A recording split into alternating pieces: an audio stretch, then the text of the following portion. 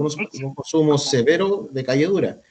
Pero al momento de hacer una vinculación con una red de apoyo, los muchachos empiezan a sentirse más relajados o más seguros con uno, no sé, vamos a hacer esto, vamos al médico, vamos a buscar trabajo, vamos a buscar un arriendo, vamos a buscar una institución, y el constante llamado que uno recibe entre los colegas por esa persona X. Es como, encuentro que los muchachos no se destetan, se puede decir, de uno. ¿Destetan? Esa es la duda que realmente tengo, si es apego lo que se genera uno con los adultos. Como siempre está hablando de los niños o de los bebés, pero el tema de los adultos, ¿será realmente igual? Ya, ok. Aquí, mira acá, Daniel. Esta imagen de aquí. Habíamos conversado que el apego tiene 3 patitas, ¿verdad? La conducta de apego, el vínculo y el bonding. Efectivamente, uno con los pacientes adultos no hace bonding necesariamente, ¿verdad? Es como, o lo hace en casos súper específicos, como el tema del, quizás en intervenciones en crisis, ¿verdad? Que uno quizás eventualmente puede como aproximarse. Hay una serie de tips que uno puede ir dando, ¿sí? Por ejemplo, se sugiere nunca abrazar de frente, sino idealmente de costado. Tomar como una extremidad, ya sea una mano, ¿verdad? Como la mano, ¿no? Como que claro, uno lo podría vincular al bonding. Lo que yo necesito que incorpores, Daniel, es que del apego aparecen esto que se llama modelos internos de trabajo. Y ese modelo interno de trabajo es un sistema representacional de las primeras interacciones que tuvieron las personas con sus primeros cuidadores, ¿verdad? Que se va reproduciendo en la vida adulta. Ya. Entonces ahí más que uno diga si el paciente tiene apego contigo, que yo creo que no sería en términos técnicos muy pertinente decir eso, ¿verdad? Ya. Lo que uno podría decir es como qué tipo de vínculo está estableciendo contigo. ¿Cachai?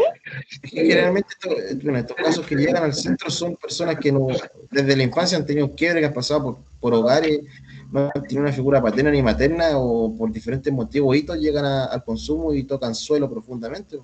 Claro. Claro. Entonces yo lo que ocuparía, Daniel, sería no es que hagan apego contigo, con tus colegas, sino que se pone en juego un modo vincular a propósito de este modelo interno de trabajo. Entonces, si yo tuve relaciones muy traumáticas, es muy probable que en un comienzo quizá yo sea un poquito más arisca, un poquito más hostil, ¿verdad? O bien por el contrario, que busque demasiado afecto por parte tuya, ¿sí? Se producen como estas manifestaciones más dicotómicas. Pero ambas no las podemos consignar como apego, sí como modo vincular que aparece a propósito de este modelo interno de trabajo que justamente tiene, ¿verdad? Implica los esquemas, el registro de los primeros eventos, las memorias de la interacción, las expectativas de cómo debería funcionar el otro. ¿Sí? Y ahí lo que yo creo que la pega que hacemos, ¿verdad? Y que probablemente la haces tú y todo, ¿verdad? Tiene que ver con que tú ofertas un modo vincular diferente. Entonces, si la expectativa es, me va a abandonar, como me han abandonado desde que yo tenía 2 años. Sí, eso es lo que pasa, eso es lo que siempre dicen. Me van a dejar en el camino. Claro. Tú ahí lo que haces es ofertar una nueva modalidad vincular. Entonces, muestras que no, pues, que efectivamente tú estás presente, que efectivamente tú estás en el rol de, por ejemplo, no sé, ampliar la red de apoyo, acompañarlos, quizás hacer tal o cual trámite, ¿sí? Y no ser tan especialista con los chiquillos. Exacto, bueno, ese es otro tema, pero que es otro tema que no es tan lejano porque se vincula con esto, ¿verdad? Entonces, claro, tú ahí te puedes mantener en un rol que sea reparador en términos vinculares y sin caer en una postura paternalista, por supuesto que sí. Ya. Pero cuéntame un poquito más sobre eso, para que lo vayamos como pensando juntos. Es que, como te digo, mira, son casos diferentes edades, que son todos diferentes. No, pero a propósito existencialista que estaba mencionando. Sí, no sé, pues el muchacho le hace falta medicamento, no sé, tiene que ir al CEFAM, se los vamos a buscar. Pero en cambio otros colegas le dicen cómo ir a buscarlo y orientarlo para que vayan ellos, para que aprendan a defenderse después cuando salgan al mundo laboral o social. Claro. Eso es lo que vamos a entregarle, no sé si le falta algo lo mínimo, no sé, toma, aquí está. Pero no, o darle el valor de las cosas que ellos lo puedan hacer para poder salir adelante. Porque el día de mañana van a estar solos, dependiendo en qué programa estén. Tal cual. Ya. Y ponte tú, de las dos posturas que describiste, ¿cuál te hace más sentido a ti? ¿Cuál has visto tú que tiene mayor efecto? Yo en lo personal, yo soy de no ser tan asistencialista y más que nada entregarle un medio de herramientas para que se puedan defender. En el sentido que el día de mañana no van a tener un profesional al lado. Ajá, O buscar un pilar que sea fundamental que lo apoye, algo cercano a ellos. claro. Y promover la autonomía por parte de ellos no significa que tú no estés posicionado en términos relacionales como de un lado más seguro, al contrario, porque si tú lo orientas, ¿Mm? quiere decir que estás acogiendo la necesidad y paralelamente muestra que estás preocupado. Sí, porque ¿Cachai? lo Entonces, que, son súper importantes en términos de la oferta vincular que tú estás proponiendo. Son muy bonitas en términos de resignificación vincular, ¿cachai? Porque no es necesario que tú vayas al CEFAM y le pases los medicamentos, sino que, oye, mira, hay que estar CEFAM, ¿verdad? Quizá en un primer exacto, momento, creo yo, no sé, si no sabe dónde queda o si le da vergüenza poder acompañarlo, presentarle a las personas, pero después mira, la idea es que después tú lo hagas de forma independiente, y el hecho de que tú te preocupes, que puedas contactarte con la necesidad de ellos, ¿verdad? Que si en un primer momento necesitan supervisión, ok, ahí estamos, pero la idea, ¿te acuerdas cuando revisamos a Vygotsky? ¿ya? Para que las personas aprendamos en un primer momento, pucha, que es buena la supervisión, pero si queremos que aprenda a alcanzar el objetivo, la idea es que en un primer momento haya supervisión y posteriormente no, ¿verdad? Eso es lo que voy. Porque dependiendo, bueno, lo que estoy aprendiendo ahora es dependiendo de la persona, como son diferentes hitos, no sé. Ahora tengo unos casos que llegaron niñas de 18 años que vienen del Sename, a comparación con un caballero que tenga 50 años. Uno no se le puede hacer una intervención del mismo nivel, tiene que ser diferente. De todas maneras. Un encuentro que más, bueno, me ha costado un poco aprender el tema de los que son las muchachas de 18, que es un poco más complejo, que Mm, están solas. sí, pues. Ya, me quedó claro, me orientó. Súper. Y que lo más probable es que hayan sufrido experiencias súper complejas justamente con figuras masculinas. Sí, en este caso una de ellas sí, entre comillas, una tuvo abuso y lo obligan a vender droga, pero ha estado siempre en lugares de menores de edad. Ha pasado, no tiene algo estable.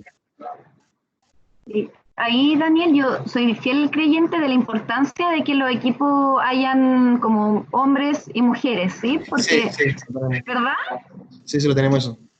Sí, porque a veces, ponte tú, a mí me pasa en lo personal, yo tengo muy buena llegada con mujeres con antecedentes traumáticos ¿Ya? y particularmente con figuras masculinas, po, ¿cachai? Como yo soy mujer, tengo un cierto tono de voz, ¿cachai? Yo tengo una impronta que me gusta, que es como más cálida, ¿cachai? En cambio, pues tu mi otro colega que es psicólogo también es muy cálido, muy atento, pero ayuda mucho, ponte tú, con pacientes, no sé, pues varones, ¿Ya? que alguna vez se les da como vergüenza abrirse con una, ¿cachai? Como que ahí vamos analizando como qué tipo de perfil la acomoda más, dependiendo de las necesidades del usuario, de la usuaria. No quiero caer en la sobregeneralización que mujeres atienden mujeres y hombres atienden a hombres, por supuesto que no, ¿verdad? Pero como sí tener como en consideración cuáles son los antecedentes, ya sean traumáticos, ¿verdad? Muchas veces a mujeres que vemos que se les hace difícil como vincularse con figuras masculinas, pero que necesariamente no han tenido antecedentes traumáticos con hombres, quizás es muy bueno que se atienden con el psicólogo. Sí, o sea, Justamente, más que nada, va en la temática de cada profesional, porque una persona puede ser muy buena para trabajar con hombres de diferente edad, con mujeres de diferente edad, es la temática que uno toma. claro, sí. Ya, Y perfecto. ahí pesquisando, claro, las necesidades de cada quien. ¿No? Sí. Ya, Gracias, Daniel, súper interesante lo que nos comentas, po, ¿sí? sí, sí. Varias dudas que tenía, por eso con el tema de las clases me ha sacado un poco las dudas que tengo. Qué bueno. Así que, pero otro día, como estaban hablando del tema de la red de apoyo, como dijo por ejemplo, un compañero que más adelante, si se van al campo laboral, aprovechen lo que es la red de apoyo, es como un consejo. La red de apoyo, poder trabajar en esto es bastante bueno. Exacto. Es súper, súper bueno para el tema, para que lo tengan presente de ya. Sí. Así que, no, profe. Vale, gracias. Está bien. Estamos viendo como el estilo de crianza en el apego ansioso ambivalente.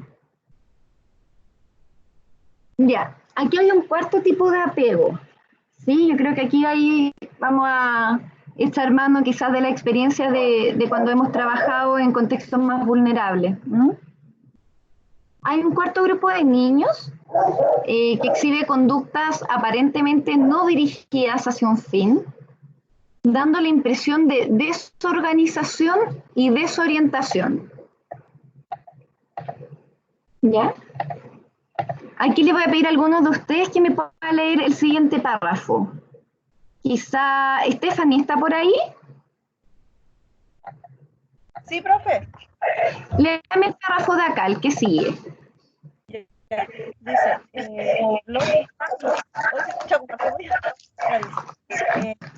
los infantes que manifiestan inmovilización, golpeteo con las manos, golpeteo con la cabeza, el deseo de escapar de la situación, aún presente de los cuidadores, son denominados como desorganizados, desorientados.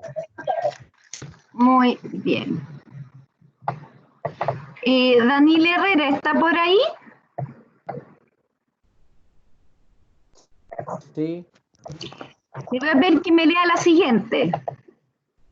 Muy bien.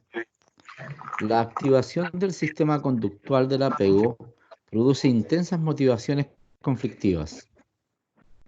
Ajá. Siga un poquito más abajo. Ya.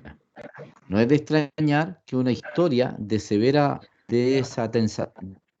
desatención o de abuso sexual o físico esté asociada a menudo con este patrón Sicherty y Belgiri de 1987 y Main y Hesse de 1990. Daniel, de lo que hemos leído, ¿qué impresión te da este tipo de apego? De lo que leí yo, de lo que leyó mi compañero, todo esto. De lo que leímos de esta diapositiva. Ya. ¿Qué impresión me da acerca de todo esto? ¿Qué tipo de apego es? ¿A eso se refiere? Sí, porque es distinto a los tres tipos de apego que revisamos, ¿verdad? Claro. ¿Cuál será la particularidad de este apego? De que por ciertas quizás experiencias traumáticas no hay ningún tipo de vinculación. Ajá. Que hay una relación en el fondo quizás inicial dañada. O sea, si yo voy desde el momento en el fondo que, por ejemplo, nazco y me abandonan. Y no sé, tengo que recuperarme en el hospital. Entonces, quedo un poco más. Hay como una marca ahí, una situación traumática. Eso es lo que observo. Marca en el vínculo. Daniel Delso, ¿qué impresión te queda de este tipo de apego que estamos leyendo acá?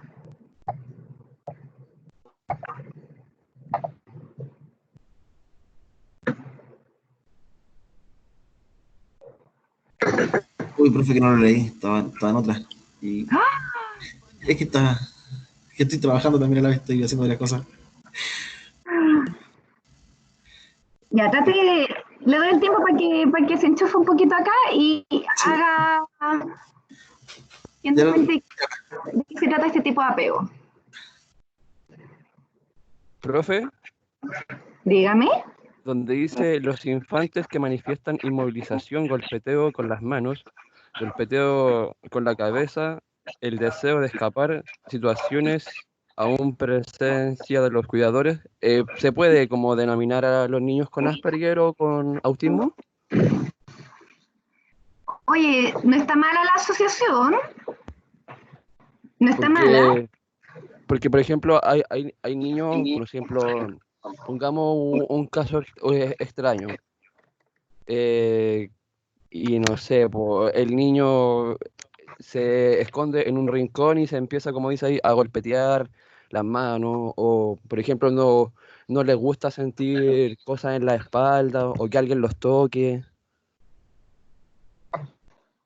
Sí. Eso. Oye, muy buena pregunta, y es tan buena que no te la sé responder, porque no me preguntó sobre el apego en autismo, no es algo que yo he visto al menos. Oh, Entonces, ya te estaba escuchando, busqué algunos papers, ¿ya? pero claro, como que no consigna como que el TEA, el trastorno de espectro autista, pudiese vincularse como a un tipo de apego como el que le estamos viendo, como lo estamos revisando ahora. Mm, ¿Mm? ya, profe. Sí, pero una muy buena pregunta, pero disculpa, ahí lo podría consultar con alguna psicóloga infantil juvenil que trabaje con TEA, porque el TEA es muy específico, el trastorno del espectro autista. Ya. Entonces, sí, efectivamente, las cosas que tú mencionas pueden ser, por ejemplo, conductas de crisis que puedan presentar los niños con TEA, pero también recuerda que una de las características del TEA, además de estos episodios de crisis que se pueden golpear a ellos, gritar, ¿verdad? Donde más se ve afectado con la psicopatología es el contacto con otros, ¿sí? Entonces, la noción de alteridad, la noción de alguien diferenciado, al sí mismo es algo que en el TEA está muy afectado. Entonces, por eso, de hecho, el autismo como categoría nosológica tiene que ver con que es como una noción de yo en el mundo conmigo mismo. Y Ya. aunque hayan otros, yo no los considero mucho, ¿sí? Y si bien Ya. yo no he trabajado mucho directamente he tenido solamente un par de pacientes con TEA, en general lo que uno ve es que son padres que tienden a ser como bien preocupados, bien atentos, pero claro, ahí como que yo no sabría, no sabría, Juan, si poder explicar el TEA desde, por ejemplo, un tipo de desorganizado de apego, ¿cachai? Como que eso es lo que me cuesta, no sabría si es que no podría como explicarlo desde ahí, ¿cachai? Como que, el niño tiene TEA porque tuvo un tipo de apego desorganizado, la práctica clínica no me ha mostrado eso al menos. Ya, Lo que profe. sí muestra es que está muy vinculado a lo que mencionaba antes el Daniel, como experiencias de abandono, negligencia, Ya. tempranas. Ok. Ajá. Vale, vale. Súper. Profe, Dígame. respecto de la consulta del compañero, me estaba recordando de los textos que usted nos dio al principio para leer. Yo leí los dos, no me acuerdo en cuál de los dos específicamente, pero salía ¿Ya? que, por ejemplo, cualquier análisis como psicológico que uno le quiera hacer a un niño en relación a las enfermedades psicológicas que existen, por lo menos en Chile, Ajá. no se puede aplicar o es muy difícil aplicar un análisis psicológico, aunque sea muy básico, si no se descarta una enfermedad primero. Dentro de ese listado de enfermedades aparecía precisamente el tema del Asperger. Sí. Otro ejemplo era, por ejemplo, cuando uno dice, no, un niño tiene un trastorno conductual porque es enojón, por ejemplo.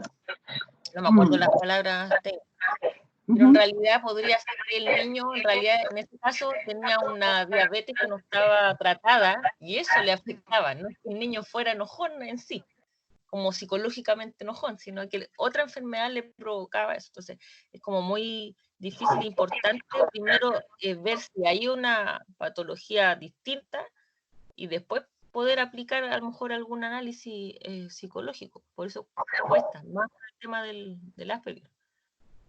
De acuerdo contigo, Angélica. Uno idealmente siempre debiese descartar lo que llamamos como eje 1, eje 3. El eje 3 es como los aspectos médicos. Les voy a contar una breve anécdota al respecto. Recuerdo hace unos 3 años atrás que nos llegó un paciente, un usuario, ¿verdad?, derivado del Horvitz, esta institución psiquiátrica de Avenida La Paz, con observación de primer brote de esquizofrenia, ¿vale?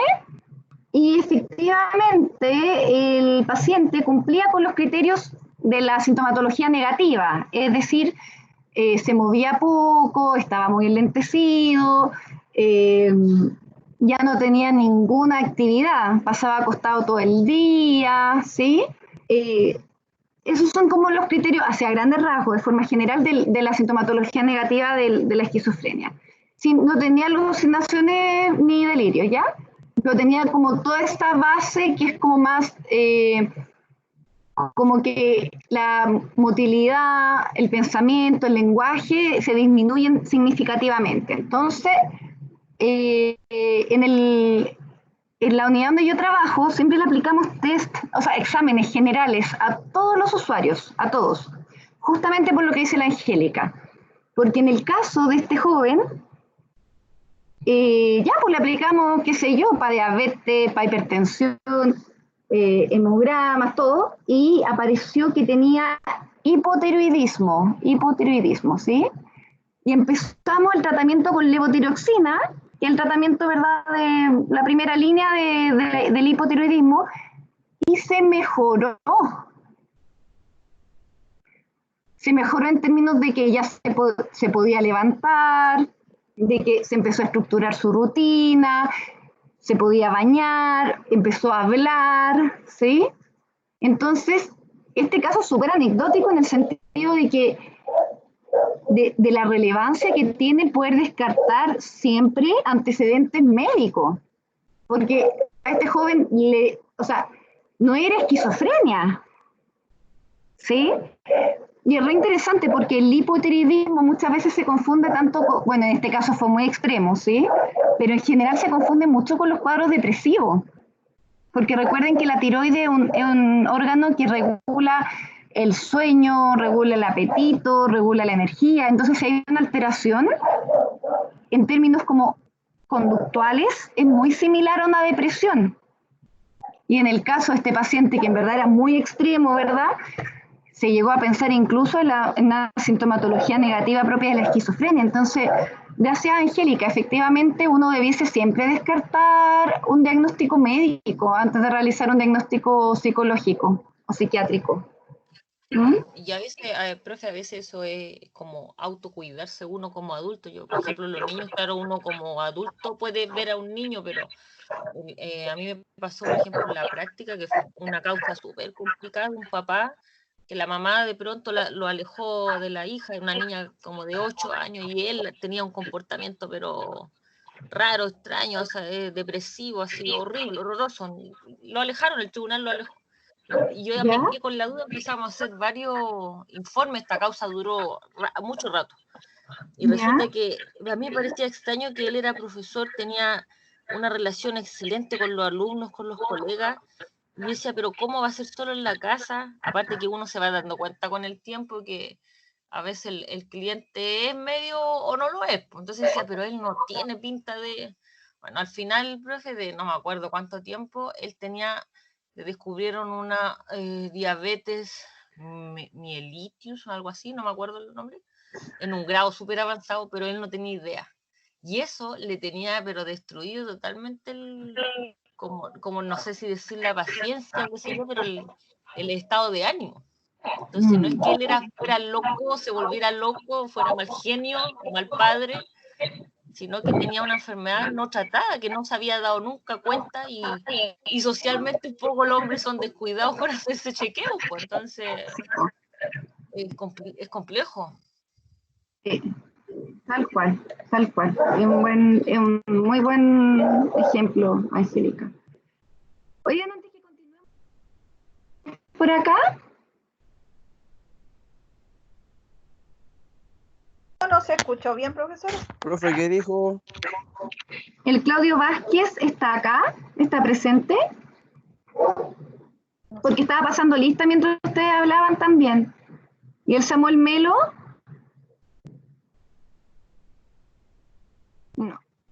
Esto está. Sí, profesora, presente. Samuel. Samuel, ya. Ya, Samuel. Estamos en esta diapo. El Daniel nos contribuyó y nos dijo, puede deberse a negligencia y abandono tempranos, como una marca algo traumática, ¿verdad? En el vínculo. ¿Qué otra impresión te da este tipo de apego desorganizado?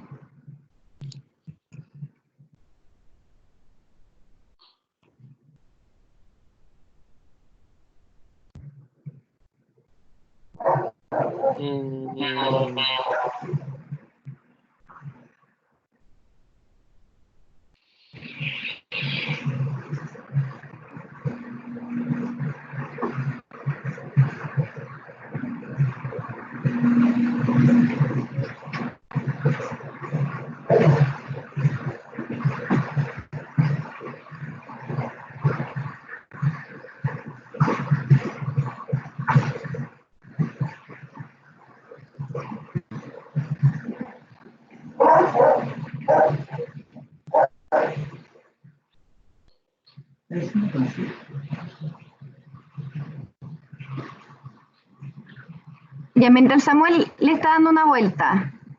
Daniel Delsa, usted que le toca trabajar con personas como en situación bien extrema, ¿hay algo de esto que le haga sentido, que usted lo vea como en la vida adulta? Mira, lo que estoy viendo, el tema de la negligencia y abandono, estoy viendo que son hitos o formas que lo marcan a las personas muy fuertes. En cambio, los niños puede ser generalmente que son las violaciones y lo más fuerte que encuentro que le puede marcar, porque a veces lo pueden superar y a veces no. Porque cuando tiene el pilar o la vinculación de los padres, que supuestamente son los pilares de ellos, lo más fuerte, ahí yo encuentro que por ahí va. Ajá. Oye, Daniel, y si mira, si uno de los infantes lo ve así, los infantes que manifiestan inmovilización, golpeteo en la mano, golpeteo en la cabeza, deseo de escapar a pesar de que está el cuidador.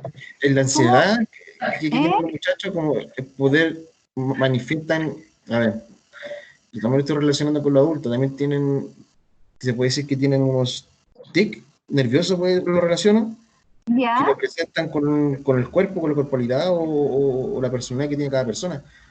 Pues digo, depende cómo lo haya marcado. Cada persona es diferente, depende cómo lo haya tomado. Uno lo puede tomar, pues claro, puede quedar traumado y expresarlo físicamente o arrancar y tomarlo por algún vicio si no tienen un pilar. Ajá. Así yo lo estoy canalizando, por ahí va el tema, lo estoy viendo así personalmente. Y mire esto, exhibe conductas aparentemente no dirigidas hacia un fin. Yo me encuentro más que nada por la ansiedad, por la sensación de explotar, de botar algo, ¿no? De algo compulsivo que quiere ser. Mire, vamos a distinguir entre algo, ¿ya? Por un lado están las manifestaciones conductuales y la otra son las manifestaciones sintomáticas. Y en manifestaciones sintomáticas nosotros podemos poner ansiedad, por ejemplo. Y podríamos poner en manifestaciones conductuales en la vida adulta, es decir, cómo este tipo de apego podría manifestarse en la vida adulta. Que no se apegan a las normas, no tienen normas de vida social, puede ser contra la sociedad, no se puede decir, un tema laboral, educacional, no respetan las normas. Dificultad para seguir las normas. Eso es lo que veo. Y en ¿Puede términos ser de una vinculación, familia conflictiva? ¿cómo? Una familia conflictiva, una familia negligente que no tiene una buena comunicación asertiva. Ajá. Oye, Rodrigo, pero ¿cómo podríamos distinguir lo que estás diciendo de los otros tipos de apego? Porque si el infante se desenvuelve en una familia conflictiva, obviamente que va a reaccionar de una manera agresiva, como quizá dándose golpeteo y todo ese tema. Ajá. Ok. En general, el tipo de apego desorganizado, tal como se mencionó al comienzo, está muy vinculado a negligencia y abandonos tempranos, ¿sí? Entonces son niños que después se vuelven adultos que tienden a tener conductas muy erráticas. Sí, la ambivalencia del ansioso ambivalente ya es como un poquito compleja de leer. Cuando hablamos del tipo de apego desorganizado es muchísimo más difícil porque nosotros vemos, por ejemplo, niños, adolescentes o adultos que buscan como mucho vincularse con uno, pero después desaparecen, por ejemplo. Y si tú los buscas, se enojan, pero después vuelven, ¿sí? Por eso se llama apego desorganizado. Es porque no hay un patrón consistente, ¿sí? Tienden a tener como múltiples manifestaciones conductuales que son muy erráticas e incluso contradictorias entre sí con la figura de apego o bien con en la vida adulta, ¿verdad? O con la otra persona con la que se está vinculando, con el otro adulto con el que se vincula, ¿sí? Entonces, uno podría pensar el tipo de apego desorganizado como un extremo del ansioso ambivalente. Solo que en el ansioso ambivalente sí hubo momentos de sobreinvolucramiento por parte de los cuidadores, ¿verdad? En el apego desorganizado no existió esa fase de sobreinvolucración. ¿Sí? Sí. Entonces, justamente cuando vemos pacientes que tienen tipo de apego desorganizado, van a implicar que nosotros funcionemos como un vínculo más bien estable y también muy encuadrado, ¿sí? Es decir, por ejemplo, ok, usted no quiere hablar conmigo hoy día, pero sabe que yo voy a estar aquí presente, que yo estoy acá, qué sé yo, de 8 a 5, si quieres tú, yo te puedo llamar por teléfono, y como va a requerir que de parte de nosotros como terapeuta, que podamos fijar un setting y un encuadre. Y cuando me refiero a fijar, no quiero decir que ustedes van a ser como las madres o los padres de las personas que tienen apego desorganizado, sino más bien que puedan entregar cierta estructura y que, a pesar de que nos manden a la punta del cerro, porque pasa, ¿sí? Así que como ya no estoy nadie contigo y me carga todo lo que me decís, me siento juzgado, chao, y se van, que nosotros podamos decir, ok, perfecto, pero nosotros aquí vamos a estar en caso de que tú necesites conversar nuevamente. ¿Sí? No sé si me explico. En términos, por eso es importante como el distinguir los tipos de apego, porque como funcionan posteriormente como modos vinculares, también nos ayudan a nosotros a ver qué tipo de vínculo podemos ofertar. ¿Qué iban a decir? Profe, ¿Sí? el apego desorganizado tiene que ver con el que no pueden regular su emocionalidad. ¿Puede repetir? Que le escuché un poquito mal. Que el apego desorganizado tiene que ver con que no pueden regularizar su emocionalidad. Sí. Que pasan de 0 a 100 en un segundo. Tal cual. Tal cual. Como que si el apego ambivalente ya es como, tiene un modo como muy exagerado de manifestación, en el desorganizado es de todo. Te amo, te odio, te deseo, te muerdo, te golpeo, te abrázame, pero en una fracción corta de tiempo. Ya. Estas son tendencias, ¿sí? Como para que no es que todas las Profe, personas sean así. ¿Sí? ¿Puedo hacer una consulta? Dígame. Estos tipos de apegos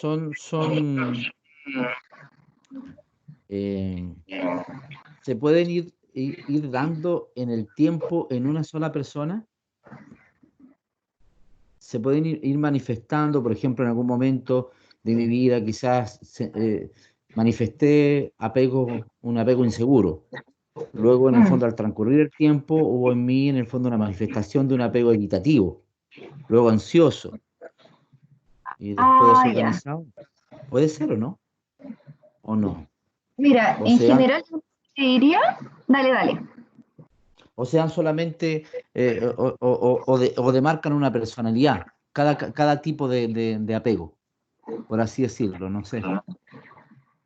En general el apego, claro, como que uno ya lo tiene incorporado, ¿verdad? Por las primeras Claro. experiencias. Pero como dice el Daniel, por ejemplo, si yo tengo un apego evitativo y tiendo como a sobreinhibirme a afectos negativos y tengo en mi vida adulta quizás experiencias que me invitan a, no sé, pues, onda, está bien que exprese tus emociones, qué sé yo, ¿sí?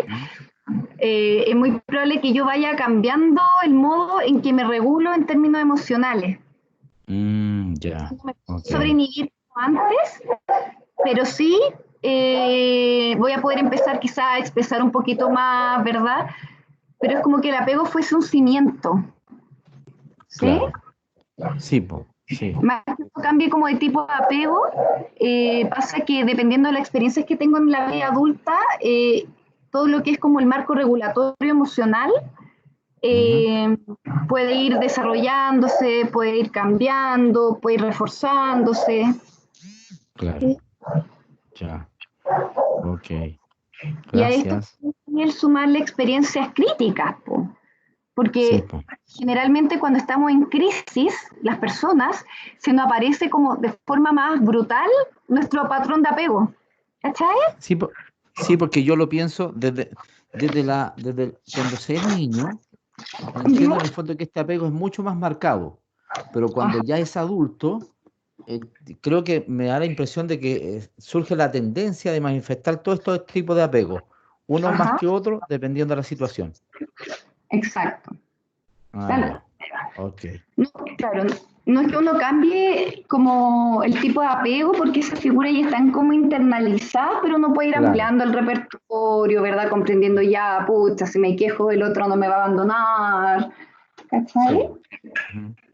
Sí, Pero sí, Dani, yo creo que cuando uno pasa experiencias como limítrofes en la vida adulta, así incluso los de apego sí, seguro, como sí, que es esperable que las manifestaciones sintomáticas y conductuales se alteren un poco. Entonces, la idea de cuando hacemos evaluación de apego no es que se haga en una sola sesión, ¿verdad? Es claro. como importante evaluarlo, no sé, pues tener un par de sesiones, ir a las historias tempranas, poder evaluar Mm, los hitos significativos de la persona. Sí, claro. Sí. Sí, pues yo entiendo que tiene que, en cierto modo, haber debe existir una evolución, claro, independientemente cuál sea, con qué tipo de apego en el fondo nací, por ejemplo, o viví. exacto, tal Claro, cual. ok, gracias. Y por eso ayuda las experiencias de terapia, porque uno se da cuenta, chuta, mira cómo me estoy vinculando, ¿verdad? Quizás cuando me enojo exploto, estoy pensando si así ya un apego ansioso ambivalente, y mi pareja, o qué sé yo, mi hijo se asustan, chuta, Ujú. parece que hay algo de eso que voy a tener que cambiar, ¿verdad? Porque yo no los quiero dañar, pues, ¿sí? Quizás tengo que buscar Sí, otra forma de expresar mi enojo, y ahí vamos, como dices tú, evolucionando. claro. Sí, Gracias. gracias a ti. Sigamos. Chun, chun, chun. Ya, ahora como para ir cerrando el tema, yo creo que vemos esto y cerramos, ¿ya? Ya, O sea, vemos esto, igual nos falta un par de power para que se hagan una idea, pero voy a ir un poquito más rápido, ¿ok? Me lo podría enviar para sacar una idea. Sacar una ¿Cómo? idea. Lo puedo hacer yo con mi Blink. Lo voy a silenciar un ratito, espérenme. Vale. Ahí. Entonces, el apego seguro es una base para la comprensión de la mente, ¿sí? Entonces, las personas con apego seguro se atreven a hacer atribuciones sobre el estado mental a la vista de la conducta. ¿Qué quiere decir esto? Si yo veo, a ver, ¿qué puede ser? Profe, no se ve la se ve. diapo. ¿No? No. Ay, menos mal me dijeron. Sí. Déjenme ver si estoy grabando también. Ah, bien, estoy grabando. Ahí sí. Por ejemplo, cuando esto hace atribuciones sobre el estado mental de otro. Si yo llego a mi casa y veo a mi pareja que, hola, ¿cómo estás? Bien. ¿quieres, no sé, ¿quieres que cenemos? No más rato. Chuta, está pesado. Ya, ok. Entonces, si alguien que tiene como una base de apego seguro diría, podría mirar al otro y decir, a ver, ¿en qué está? No, estoy colapsado porque la pega me tiene chato, y mira esto, que mi jefe me molesta. Entonces, ahí es muy interesante porque desde el apego seguro uno pudiese hacerse una imagen del estado del otro. Me está contestando así no porque no me quiera, no porque son pesote, me está contestando así porque se ve abrumado. No es conmigo, ¿verdad? Entonces, una de las capacidades que se logra desarrollar con el apego seguro es que se logra leer o atribuir al otro un estado mental, el estado en el que está, ¿sí?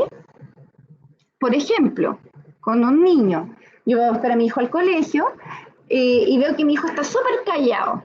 Y en vez de decir, oye, este cabro que nunca me habla, que es pesado, no sé qué, me puedo empezar a imaginar, le habrá pasado algo en el colegio, lo noto muy callado, a diferencia de lo habitual, ¿verdad? Y ahí uno puede explorar, oye, pasó algo durante el colegio, ¿sí? Entonces, una de las gracias del apego seguro es que te permite atribuir el estado mental del otro de una forma probablemente más realista. ¿Mm? ¿Qué pasa con el apego evitativo? Yo creo que les va a ser, lo han visto en más de un lugar esto. El apego evitativo aleja de sí el estado mental del otro. Y es cuando se dice en chilensis, hacerse el leso o hacerse la lesa. A mí les prometo que yo siento que es pan de cada día con los pacientes, como... y la vi enojada. Perfecto, ¿y qué hiciste? No, me fui a la pieza. Ya, ¿verdad? Es como, se puede leer el estado mental del otro, está enojado, está enojada, pero es como que eso ya, lo dejo ahí y me voy para otro lado. ¿Sí? Sí, mi impresión es que es más comunicativo, porque se demuestra. ¿Qué cosa? El apego evitativo. ¿Cómo se demuestra? Claro, porque si bien es cierto dentro de ese apego evitativo, yo voy a demostrar que estoy molesto o que no quiero que me hablen, o de alguna forma voy a hacer algo para comunicar esto. En ese sentido, en el fondo, se comunica más. No sé si me voy. O sea, uno se da cuenta cuando la persona está enojada, está alegre, está contenta, está cabizbaja, está desanimada, o evita. Mira, No sé, creo que me introducí bien esta idea, Daniel. Mira, esta idea de acá, de la distinción por apego, es que nos muestra que los apegos, como tiene que ver mucho con la expectativa que uno tiene del otro, es como que en algún punto permite leer al otro, ¿cachai? Entonces, en el caso del apego seguro, es como que las personas que tienen apego seguro tienden a leer bastante bien el estado mental y afectivo en el que está la otra persona, ¿sí? Claro. En el apego evitativo pasa que lo lee muy bien, puede leerlo muy bien, pero tiende a alejarse de esa persona. ¿Cachai? Como por ahí, como entiendo que está molesto, pero me voy, por eso te decía como el típico chileno, como el de hacerse la ley, hacerse el leso, es como, estamos, ya, ok, me voy, ¿sí? Como que no. Yo lo estaba como mirando un desde el otro lado. desinterés. Pero está bien. Ya, esperen, la Stephanie y el Rodrigo. Stephanie. No, que es como dice usted, como hacerse el leso, como preferir no llegar más allá del por qué la persona está enojada, como dejarlo ahí nomás. Exacto, tal cual. Rodrigo. Encuentro que este apego es como ser poco empático con la otra persona, porque es como estar desinteresado en qué es lo que te está ocurriendo. Me hago el tonto y me voy. Claro, tiene del lado de la otra persona, se puede entender como desinterés, ¿sí? Pero lo que nos enseña la teoría del apego, y justamente el apego evitativo, no es que se muestra como indiferente, pero lo que le ocurre en el fondo es que como está sobreinhibido, claro, termina como siendo poco empático, ¿verdad? Pero no porque no quiera a la persona, o no le interese o no le preocupe, sino porque es como, ve algo, una emoción negativa, es como, ni siquiera sabe lidiar con la suya propia, ¿cachai? Entonces como, mejor me alejo, ¿sí? Sí. Como que por ahí va, tiene razón, se puede leer muy indiferente, pero en el fondo es que le cuesta mucho conectarse hasta con su propia emocionalidad más displacentera. Sí, súper bien, Rodrigo. Sigamos, está el apego ansioso ambivalente. Ya, aquí, ¿qué pasa? A diferencia del apego seguro y el apego evitativo, que se lee el estado mental del otro, se sabe que el otro está molesto, sí, solo que la interacción va a ser distinta. En el apego ansioso es muy difícil leer lo que le pasa al otro. Entonces, ¿qué pasa en el apego ansioso ambivalente? Yo me angustio. Entonces veo, por ejemplo, a mi esposa está molesta, tuvo un mal día, le pregunto, oiga, no sé, pues, oiga, cariñito, no sé, pues, comemos, no quiero. Lo que haría alguien con un apego más ansioso sería, pero ¿por qué me tratas así siempre? Yo no te importo, ¿sí? Llego todo amoroso y tú estás con ese caracho, ¿sí? Entonces ahí nuestra esposa nos podría decir, oye, pero bájame 2 cambios, que tuve un mal día o tuve un problema con mi jefe, no sé, ¿verdad? Entonces, lo que pasaría en el apego ansioso es que hay una dificultad para leer el estado mental del otro porque predomina mi propio estado emocional. ¿Se entiende? Sí, es como algo es como más individualista. Individualista. Sí. Sí. Uno tendería, claro, se puede presentar, como el evitativo se presenta un poquito más frío y distante e indiferente, el ansioso ambivalente se presenta más como ensimismado o egocéntrico. Pero lo que nos ha enseñado la teoría del apego es que más que sea una persona egocéntrica, ¿verdad? Es que a la base es muy reactivo a la emocionalidad del otro. Entonces, ve una emoción displacentera en el otro, la identifica en sí y se inunda de su propia emocionalidad y le cuesta regularla. Falla por tercero. Claro. Claro. En general, las personas con apego ansioso ambivalente, si no hay un trabajo en ellos mismos, en ellas mismas, pueden tender a poner a su pareja o a sus amigos muy como en el rol de terapeuta. O sea, así como, tengo ese problema gigante, pero siempre en la misma línea, como algo reiterativo, ¿sí? Algo constante en el tiempo. Porque justamente recuerden que una de las características del apego ansioso ambivalente es que se regulan con el otro. Hay poca dificultad para regularse en sí mismo. ¿Sí? Y por último está el apego desorganizado, que hablábamos que es un apego que es muy marcado por experiencias tempranas de abandono, de negligencia. Entonces, ¿qué pasa aquí? Pasa que son muy hipervigilantes. Muy hipervigilantes. Entonces, con los pacientes que uno pesquisa que tuvieron un apego más desorganizado, es muy probable que les pase que ustedes pusieron una cara, qué sé yo, lo están escuchando y sin querer vieron el celular. No están ahí conmigo. Ya sabe que me voy a ir. No, yo me voy. Pero, ¿por qué? ¿Qué pasó? No, yo me voy. ¿Sí? Están muy como hiperalertos al otro. Y lo que le ha enseñado la experiencia de vida es que es como esto de cortar la relación. Ya, chao, me voy. Chao. ¿Sí? Y esto uno lo puede trabajar con los pacientes. ¿Sí? Entonces, en el apego desorganizado pueden leer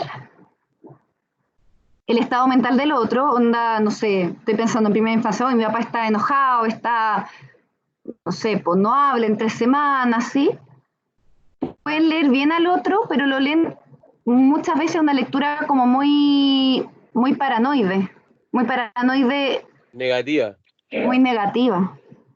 Exacto. Pueden leer bien el estado Como que emocional. miran a todo modo personal. Eso. Sí. Eso es una tendencia que está en ambos apegos, en el ansioso y en el desorganizado, como tender a interpretar el estado del otro con relación a uno mismo. Claro. ¿Sí? Sí, entiendo.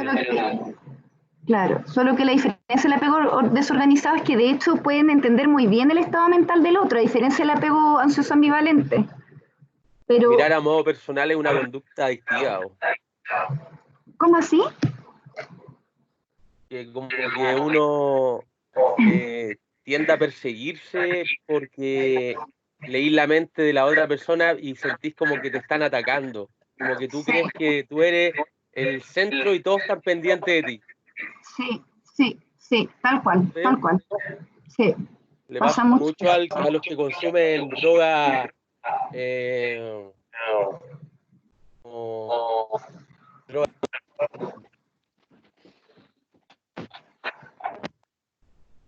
Perdí un poquito.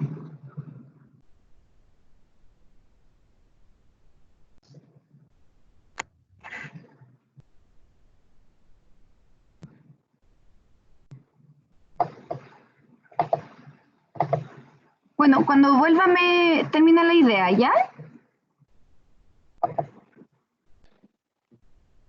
Ok.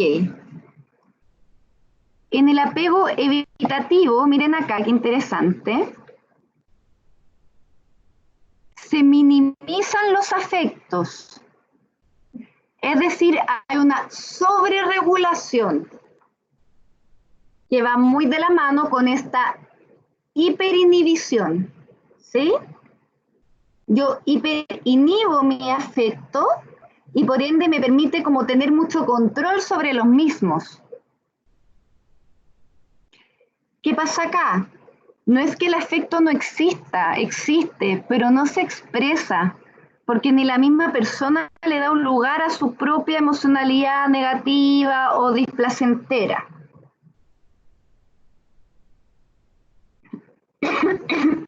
Profesora, es como que una persona no toma en consideración sus emociones, sus sentimientos, pero no tomar como la consideración de los afectos de otra persona. Pues. Sí, pues. En general son personas, Stephanie, muy funcionales, muy operativas. Claro. Como ya hay que hacer esto, hay que hacer esto otro, son como ese tipo de personas, ¿sí? Pero que anda a tocarle que les pasa una crisis afectiva. De hecho, es muy importante en ese sentido las crisis afectivas para las personas con apego evitativo, porque lo invita a contactarse efectivamente.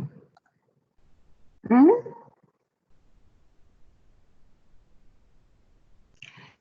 Por otro lado está el apego ansioso ambivalente, que es al ver cómo aumenta la expresión emocional, hay una infrarregulación, ¿verdad? Hay mucha dificultad para regularse uno mismo y uno puede tender a regularse con el otro, pero ni siquiera eso es tan exitoso a veces. ¿Sí? El apego seguro sería una regulación afectiva abierta y flexible. Sería como el equilibrio entre lo evitativo y lo ambivalente. ¿Mm? Por un lado, reconoce sus emociones, ¿verdad? Sabe que no son tan fuertes como se sienten en ese momento y buscan un modo de expresarla que puede ser bastante adaptativo. ¿Sí? Entonces ahí uno trabaja con los pacientes, por ejemplo, estrategias de comunicación asertiva. ¿Sí? Así como, por ejemplo, ya, hay una técnica que yo encuentro que es bien práctica, que a mí me ayuda mucho con los pacientes, que es como, ok, te cuentan una situación así, guau, que queda una pelea grande, no sé. Entonces tú dices, ya, ¿qué sentiste? Sentí, no, pero es que la otra persona, no sé qué, no, wait, ¿qué sentiste tú? Sentí rabia, perfecto. Rabia, ¿en qué? ¿Qué te dio rabia? no, porque él siempre hace esto, ella siempre hace esto, no, wait. ¿Qué conducta que hizo esta persona te dio rabia? Ya, les voy a poner un ejemplo cotidiano. Dejó la toalla tirada. Ok, te dio rabia que dejara la toalla tirada, sí. ¿Por qué? ¿Qué te hace sentir eso? No, lo que pasa es que me da rabia porque yo todos los días le pido que por favor cuelgue la toalla y no lo hace. Entonces, como no lo hace, yo siento que no me considera, que no me pesca, que lo que yo digo le entra por una oreja y le sale por otra. Entonces tú con esa información lo que haces es como ordenarla, ¿cachai? Para que después la transmita. Entonces tú dices ya. Por ejemplo, la persona le puede decir, qué sé yo, a su hijo, con el que le da rabia que tire la toalla mojada. Hijo, me da rabia cuando tú dejas la toalla tirada porque me hace sentir que lo que yo te digo no te importa. ¿Sí? Entonces se llama como, son como 3 pasos como para favorecer la comunicación más asertiva. Porque lo que uno hace cuando pelea en general, uno le echa la culpa al otro. Eso es como súper, es un clásico. Entonces, a través de la comunicación asertiva, uno puede ir trabajando como lo que a mí me pasa, más que decirle al otro que es un flojo porque deja la toalla tirada. No, decir, mira, es esa conducta, más que decirle flojo, porque cuando uno cae en darle adjetivo al otro, el otro lo que pasa es que se defiende, po. Porque lo estás ofendiendo. Claro, po. Entonces te digo, oye, que eres flojo, ¿qué me va a decir el otro? Claro. Es que tú eres tan cuática, que siempre le seas tanto, ¿sí? El tema no es estar en contra de uno del otro, sino en contra de la situación. Claro. ¿Eso es? Sí. Como enfocarnos mucho en la conducta. ¿Y qué me genera esa conducta a mí? Casi como qué escena me revive de mi apego, ¿sí? De mi tipo de apego, como no me pescan, no me escuchan. ¿Sí? No sé. Profe, dígame. ¿cómo estoy hablando de lo mismo que está hablando usted como de lo conductual? Hay personas que en forma permanente conflicto, no sé, entre dos o más personas, es que yo creo que tú piensas y generalmente la respuesta, yo creo que tú crees y eso genera, eso ¿cómo se llama? Como lo que hablábamos recién, que yo creo que tú estás enojado, pero en realidad ni siquiera te pregunté, o sea, lo estoy como proyectando, algo así, pero ¿cómo se llama eso? Como del que yo creo que tú crees. ¿Qué? Mira, nosotros lo llamamos en psicología como algo más bien como del orden de lo imaginario, le decimos nosotros. ¿Por qué? Porque la verdad es que yo creo que tú crees que tú crees de mí, lo imaginario es una parte del mundo humano en donde nos entrampamos, y como decía el compañero, es como que nos entrampamos en las expectativas que yo tengo del otro, que el otro tiene de mí, esto que yo supongo que el otro cree.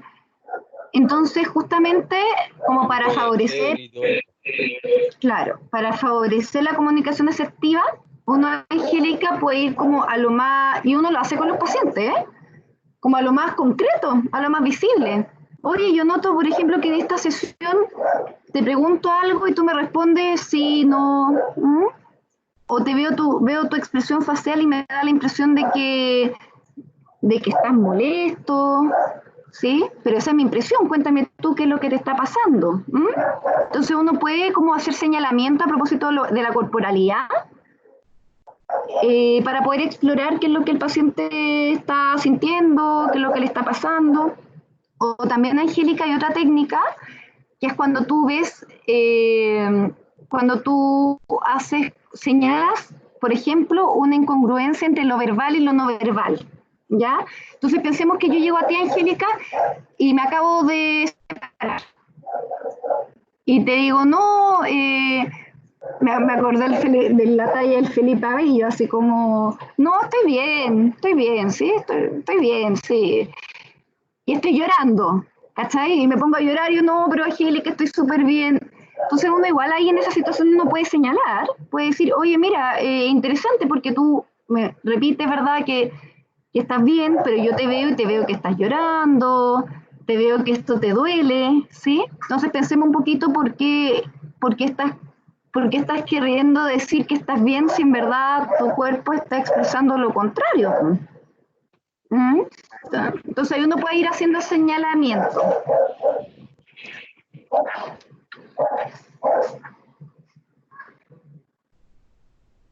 ¿Habría respondido tu pregunta, Angélica?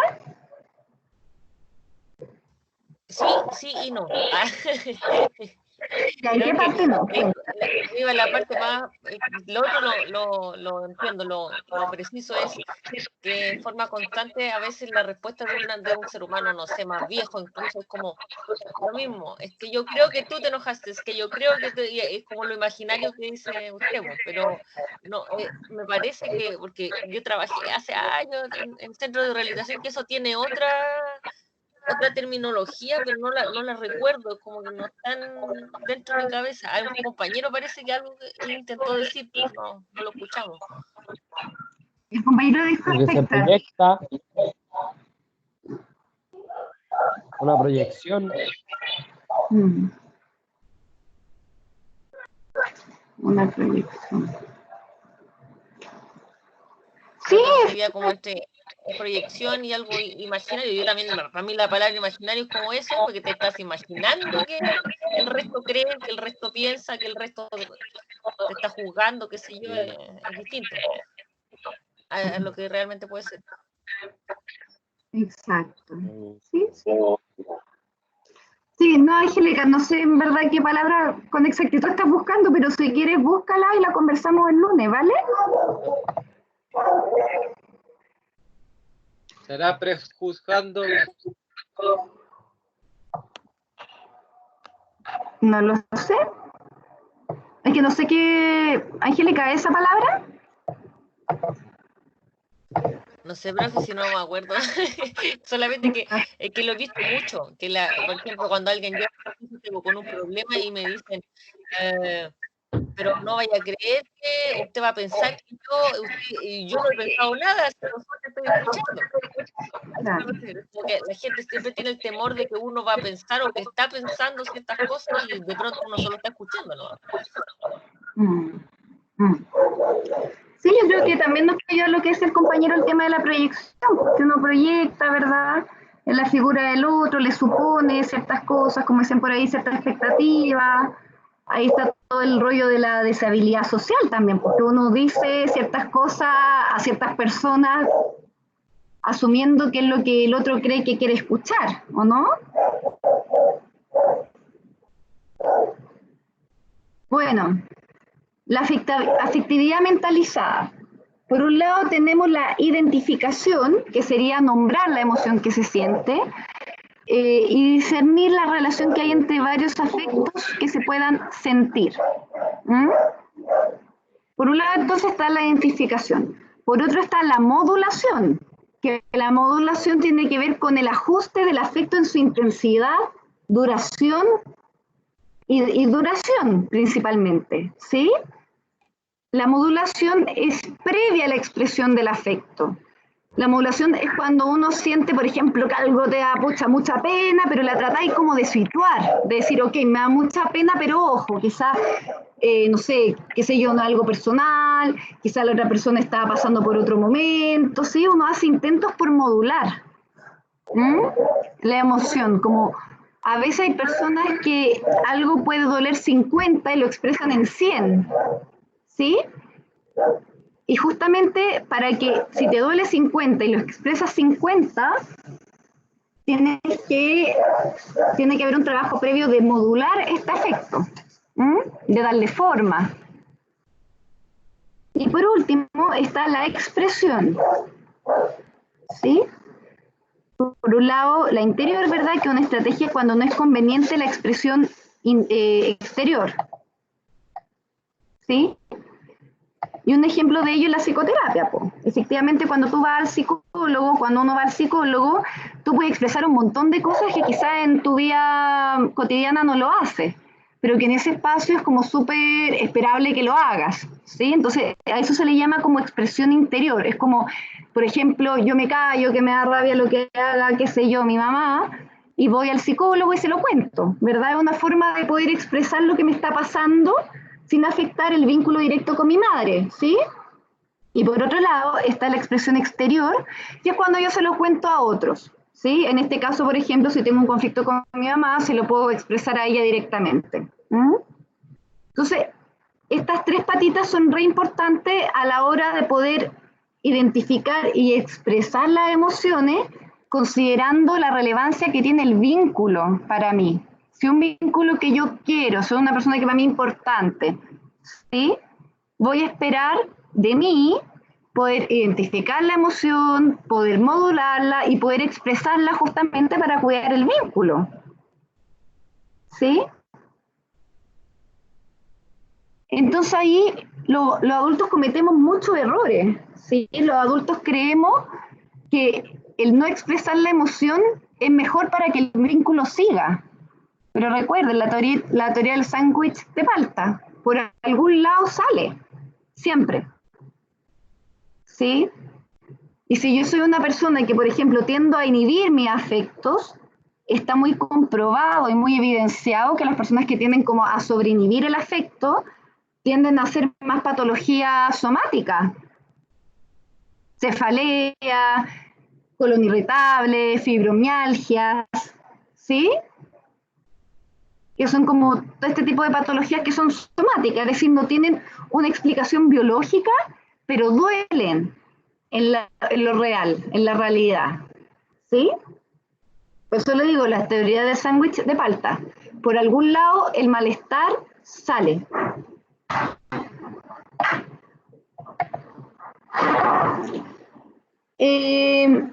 Entonces se desarrollan representaciones de vínculos que van a representar consensos, son específicos y estos vínculos, ¿verdad?, siempre van a estar en movimiento dependiendo de las personas con las cuales nos vamos vinculando. Las memorias, los tipos de memoria, procedimental, semántica, episódica, autobiográfica. Lo procedimental tiene que ver con, por ejemplo, cuando ustedes manejan un auto, ¿sí? No tienen que recordar, mira, mi primer paso es prender el motor. Ustedes llegan y lo hacen y manejan. Lo mismo que andar en bicicleta. Todo este tipo de actividades implican memorias procedimentales, es decir, la pueden hacer casi de forma automática, ¿vale? Bueno, estos tipos de memorias se interrelacionan y contribuyen a una mejor salud mental, al bienestar y a la calidad de vida. En base a esta teoría, podemos pensar que las personas podemos regular los vínculos de forma consciente, es decir, podemos cuidar los vínculos que para nosotros son importantes. En conclusión, un apego ansioso no siempre lleva a la dependencia emocional posterior, ya que para Bowlby la conducta es siempre un producto complejo de la experiencia pasada y circunstancias actuales. Como veníamos diciendo, yo me puedo haber venido configurando como un apego ansioso ambivalente, es muy probable que yo tienda a vincularme de esa forma, pero no es que yo esté determinada, yo puedo aprender en el camino. Hay experiencias, hay vínculos, hay lugares que me pueden enseñar a abrir mi repertorio conductual efectivo. Lo anterior quiere decir que puede haber un cambio fundamental en la conducta si se da en un contexto nuevo o en la presencia de nuevos apoyos. Y esto está en negrita porque justamente esta es nuestra pega, ¿sí? Con nuestros pacientes, con nuestros usuarios. Dos individuos pueden empezar de un modo muy parecido y desviarse, o comenzar de diferente manera y al final tener pautas de adaptación semejantes, debido a desviaciones posteriores en el desarrollo. ¿Sí? Es decir, yo pude haber tenido una infancia con mi abuelo súper rica, no sé, como en una base súper de apoyos de apego seguro, pero, por ejemplo, si mi abuelo a los 5 años fallecen y yo me voy a vivir con mi tía, chuta, quizás mi tía, estoy jugando, estoy poniendo una situación hipotética, quizás no es muy contactada con mi afecto, quizás sí, no sé, yo siento angustia, no me tome mucho en cuenta, entonces igual va a ir variando a propósito de la experiencia en las primeras infancias como el tipo de apego, ¿sí? Principalmente en la primera infancia. ¿Mm?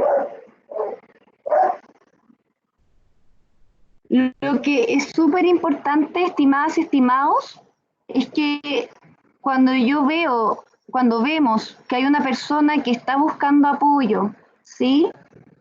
Ese es como el primer indicador de cambio. ¿Mm? No es el único, no se la va a jugar toda en eso, pero alguien que pide apoyo, que pide ayuda, que dice, miren, yo siento que esto no está muy bien y quiero cambiarlo, es la primera disposición que puede tener una persona a abrirse a un nuevo repertorio vincular y conductual. ¿Mm? Y también vemos en pacientes que han tenido historias muy traumáticas, y yo juego harto con eso, que probablemente sí hubo o sí existió algún vínculo que fue significativo y que les permitió seguir como vivos psíquicamente. ¿Mm? Que sí les permitió desarrollar recursos afectivos. Y uno lo puede encontrar en la historia de nuestros pacientes, de nuestros usuarios, como quizás tuvieron, no sé, padres súper negligentes, abuelos que no estaban ni ahí, sí, en un contexto quizás súper adverso, pero vemos que nuestros pacientes sí tienen muchos recursos. Y si uno explora en mayor profundidad la historia vincular, quizás por ahí hubo una prima, un primo, un profe, ¿sí? Que justamente pudo ofertar un tipo de vínculo que hace que lo interiorice y que diga, a ver, hay esperanza en el mundo, ¿sí? No todo el mundo es así. ¿Mm?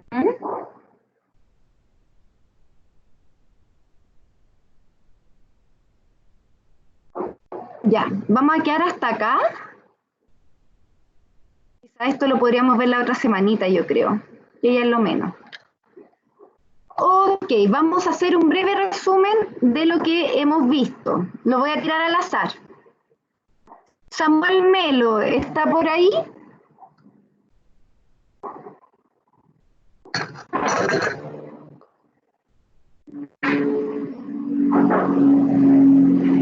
Juan Jerez, ¿estará por ahí?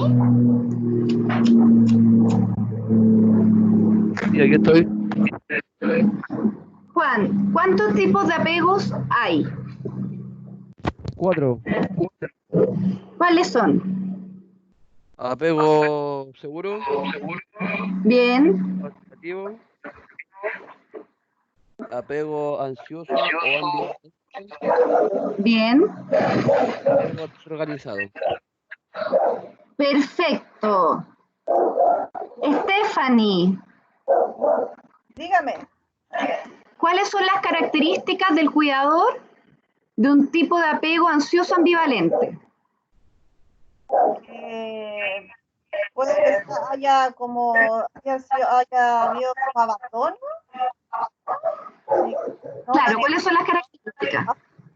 Las características de los cuidadores. Sí. Son como personas que se desbordan, que no saben cómo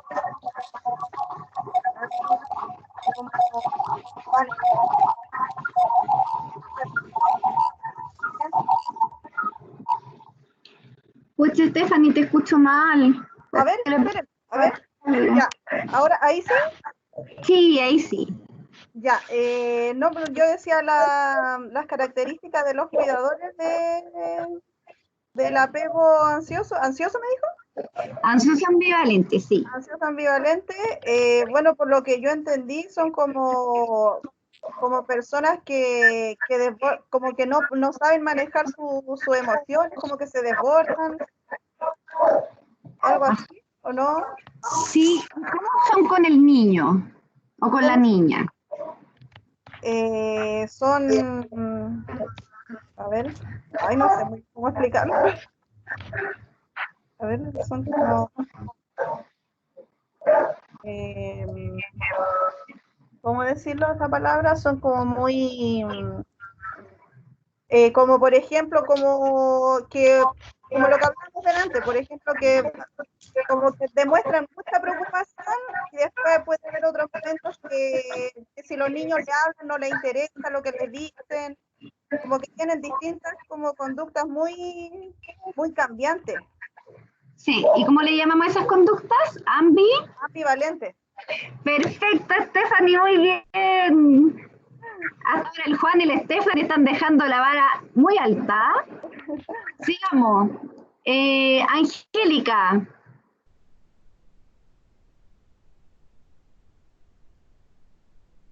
¿Me escucha? Sí, profe, un poco cortado, pero le escucho. Ya. Angélica, cuénteme. ¿Cuáles son las características de la regulación emocional de las personas que presentan un tipo de apego evitativo? De nuevo, profe, que la escuché cortada. Ya. ¿Cuáles son las características de la regulación emocional de las personas que tienen un tipo de apego evitativo? Ya, las características del comportamiento de las personas que evitativo. Claro, de regulación.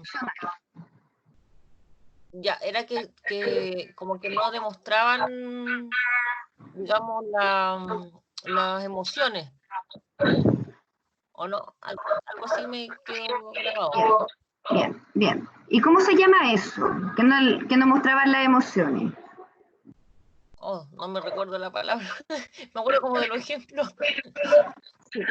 Recuerde que se llama, tienden a la sobreinhibición. Eso. Es que, o sea, ya, a inhibirse en realidad, y en forma exagerada entonces. Exacto, hay una sobreinhibición y además, como se lo muestro acá, una sobreregulación emocional, ¿verdad? Exacto. Sí. Muy bien. Como no demostrar sentimientos, no sé, pues de pena o de felicidad. No se nota, es como más parca la persona.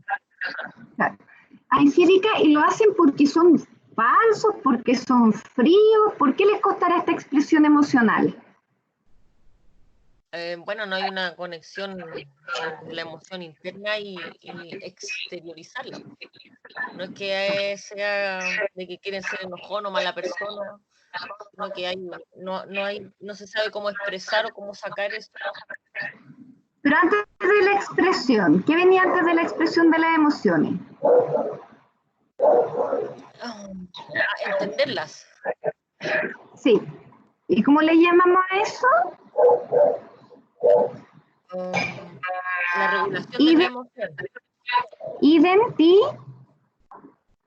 Identificar la emoción. Bien, bien. Acuérdate. Identificación, modulación y expresión son las bases de la regulación afectiva. Sí, muy bien, Angélica. Vamos con Ángelo Luffy. Ángelo, ¿está por ahí? Sí, profe. Ángelo, ¿en qué consiste el tipo de apego desorganizado?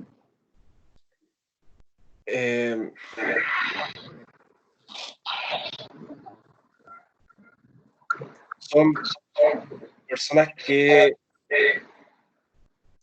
tienden a no poder regular bien sus emociones, ¿Ya? que recibieron de parte de sus cuidadores probablemente cuidados negligentes. Ajá. Bien.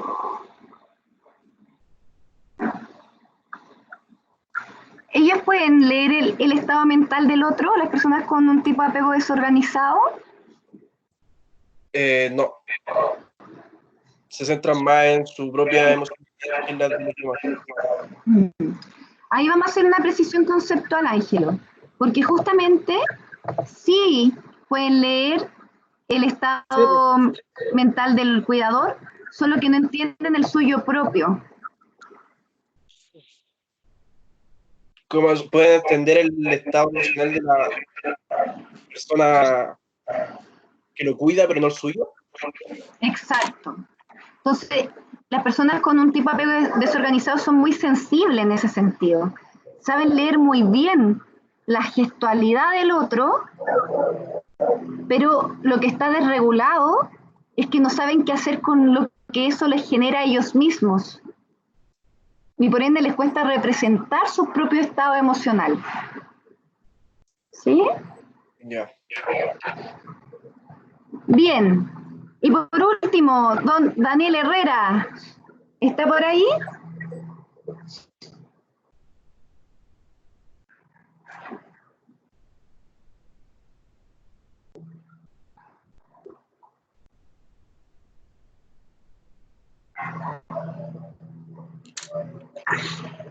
Daniel.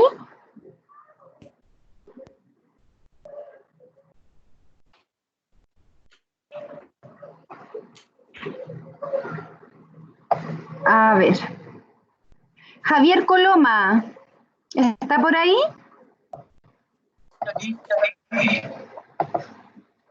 Javier, Dígame. cuénteme, ¿en qué consiste el apego seguro?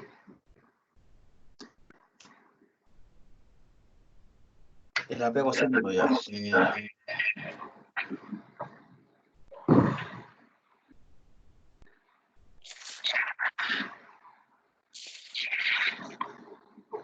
No sabría cómo explicarlo, la verdad.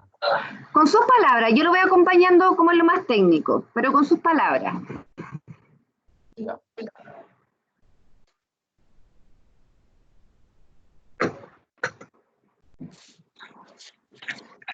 El apego seguro es la relación entre el cuidador y el niño. ¿Ya? ¿Qué pasa en esta relación? El niño es muy codependiente del cuidador. ¿En el apego seguro? ¿Sí?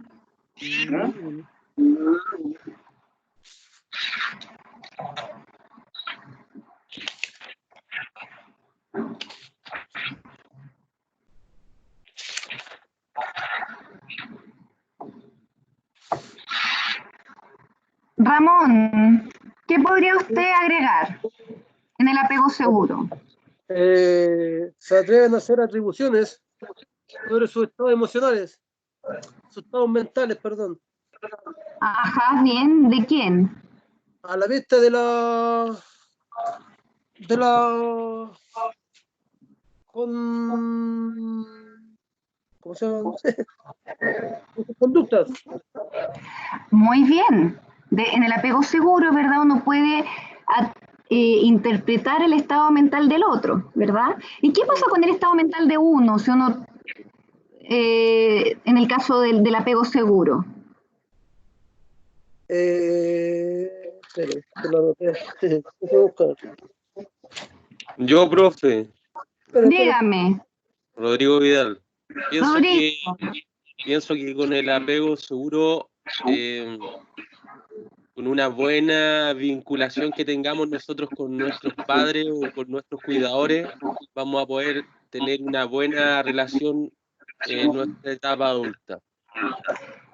Bien, bien. Rodrigo. Ah, ¿quién me dijo, profe? ¿Ramón? Sí. Agregar que Ya, Ramón. pueden no preferir al cuidador en este caso. Ah, perdón, me equivoqué, pero no. Al revés. Los adultos son... espere, son más... No, tranquilito, no se preocupe, si estamos como cerrando, así que esta materia es nueva, así que tranquilos, no Estoy buscando, profesor. No se me pongan ansiosos. Sí. Cuando lo de Rodrigo y lo que ha dicho Ramón, efectivamente en el apego seguro yo puedo como hacerme una idea del estado mental del otro, y lo interesante es que también me hago una idea de mi propio estado mental. Entonces, si yo siento algo, lo logro identificar, lo logro modular, ¿verdad? Como ya, esto no es para tanto, o en verdad, ¿sabes qué? Sí, esto igual es grave, ¿sí? Uno lo modula, y luego uno lo expresa. ¿Mm? Entonces, esa es como cosas que tenemos que trabajar con nuestros usuarios En general, cuando hay personas con apego seguro, es como que ya lo tienen más trabajado, ya lo tienen más avanzado. ¿Mm?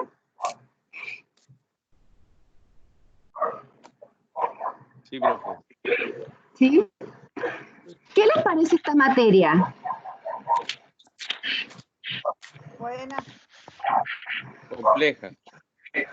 Compleja. ¿Qué es lo complejo? Compleja, Para profe, mí todo porque es y nuevo. Ajá. profe, igual Igual me ha entretenía. costado harto poder entender la materia, he tenido que igual repasarla hartas veces. Con el tema del trabajo igual no estoy muy, no sé si estoy realmente 100% seguro de cómo lo estoy haciendo.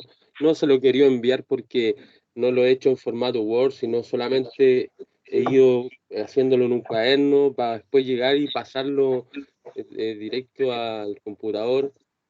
Eso, entonces igual, ojalá que salga todo bien. He ido viendo de clase en clase y viendo cómo cada compañero ha hecho el trabajo y ahí igual voy rescatando ideas y todo el tema.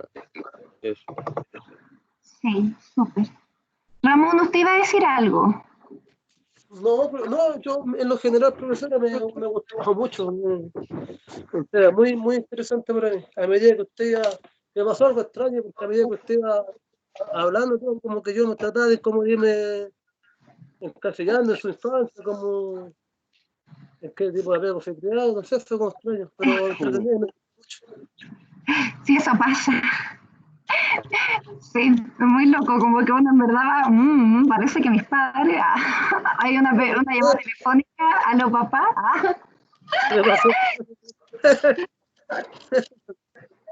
Oigan, miren aquí, puse... discúlpeme Ramón, ¿qué me iba a decir? Mucho tema, sí, muy interesante. Qué bueno, me alegro. Miren acá, para que ya vayan trabajando, para la próxima clase vamos a revisar otro trabajo, pero yo no quiero seguir revisando esta parte de acá, porque ya hemos visto como 3. Necesito que vayamos avanzando, ¿ya?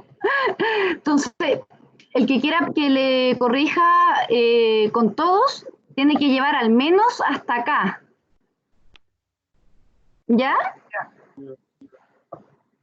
Y ya que vayan trabajando en esto, miren, identificar el tipo de apego, cada uno debe describir el personaje, argumentar por qué cree que tiene ese tipo de apego.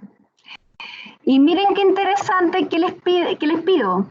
Debe ejemplificar tanto al personaje como las características del cuidador.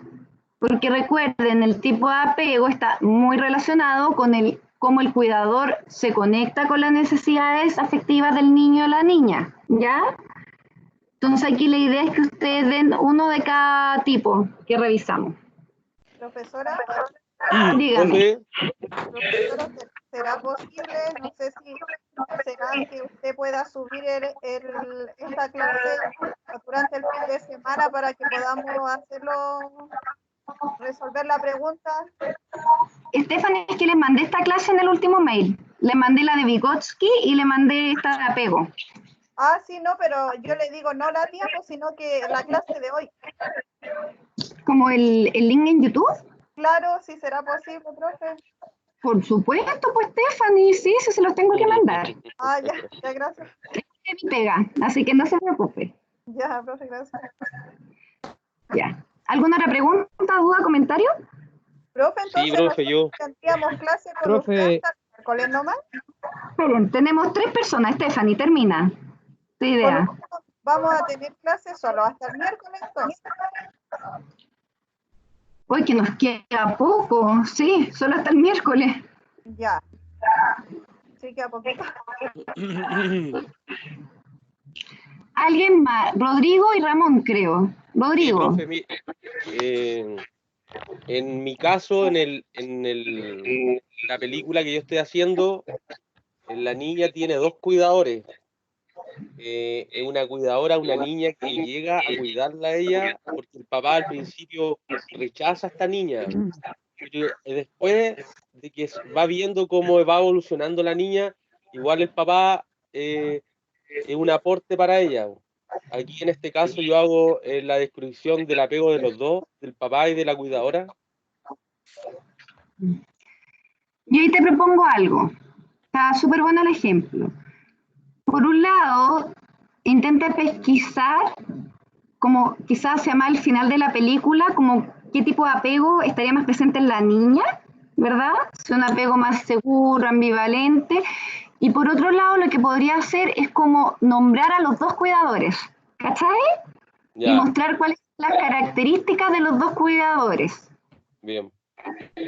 Como ahí lo podrías como un poquito más bien separar, onda, el tipo de apego que presentaría la niña que tú pesquisaste, y por otro lado el rol de ambos cuidadores, del papá y de la otra chica que se hace cargo de la niña. Está bien. Súper. Ramón. Profe, no, era yo, Bastián. Bastián. Sí, profe, una consulta. Lo que pasa es que usted delante dijo algo sobre el autismo, que era un poco más complicado, que usted tenía que hacer algunas dudas sobre algunas cosas. Y el trabajo que yo voy a hacer, la película que voy a analizar, o sea, la serie que voy a analizar, es The Good Doctor, que es de un cirujano que es autista y tiene el síndrome de Savant. No sé si va a haber algún problema con eso. Ahí tendrías que ver si es que puedes pesquisar alguno de los tipos de apego que revisamos hoy día y si aparece información sobre los cuidadores. Yo creo que con eso podrías como plantear qué tipo de apego presenta el protagonista.